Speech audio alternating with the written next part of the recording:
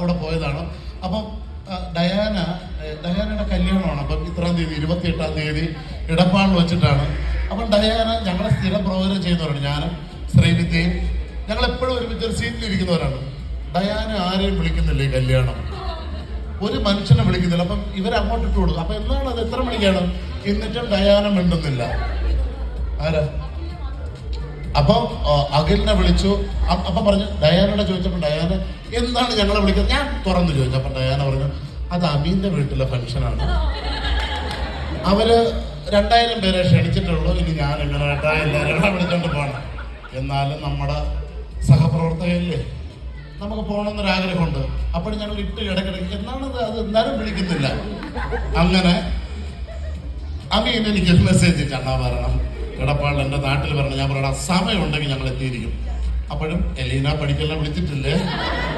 ആ എലീന പഠിക്കൽ അമ്മയെ കൊണ്ടാണ് വന്നത്. അത് ഇന്നലെ ഉച്ചയ്ക്ക് ഇവിടെ എത്തിയാണ്. ഓക്കെ, എന്നിട്ട് അനൂജ്, ഇതാണ് നമ്മുടെ കോമഡി മാസ്റ്റേഴ്സിന്റെ ഡയറക്ടർ.